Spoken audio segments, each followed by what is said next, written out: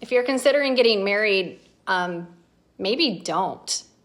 And I'm not saying that because I host a podcast called Divorce Curious or because I am anti-romance and fairy tale endings, but I'm saying that because in nearly every state in this country right now, there are pending legislative bills that are making it harder and harder and harder to maintain choice in your marriage, meaning choosing to end it if circumstances arise that necessitate that. And it's called a lot of different things.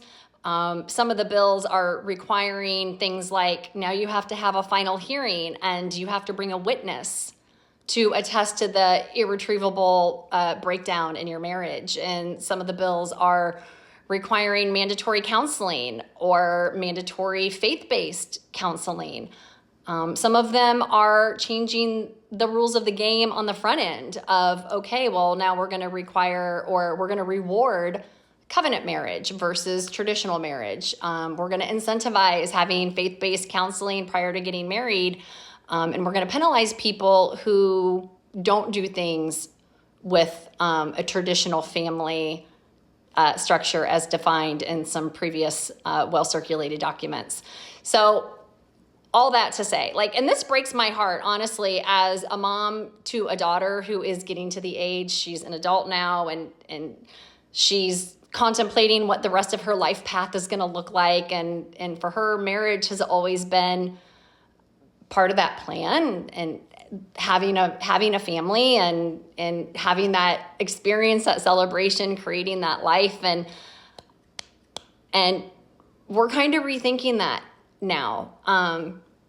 I myself am divorced and I've considered getting remarried. And at this point, I can't think of any compelling reason why I would take the risk. I mean, marriage, that's really what it is now. Marriage really is a risk. And we won't even talk about the risk that comes with having children or attempting to have children right now, because that's a whole nother video. But just from a marriage standpoint, and again, it's being called all sorts of different things, and some of these bills looking, harmless enough, or yeah, that makes sense, or, oh, we're just trying to maintain the integrity of the traditional family, which, by the way, traditional family now is defined as a man and a woman married, living together with children.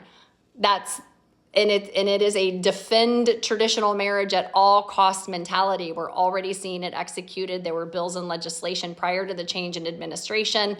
And I encourage you, if you have not educated yourself on what is going on in your state right now, because every state is kind of putting their own little spin and nuance on it, I would encourage you to go to legiscan.com. You can search by your state. You can search by keyword. You can search by specific bill number.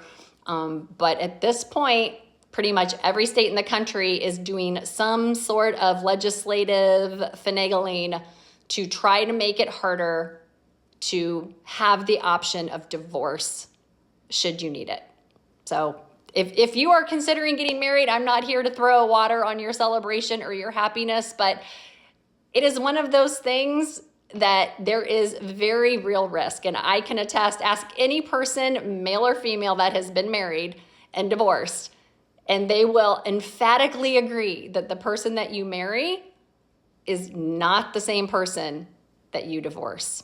So tread carefully.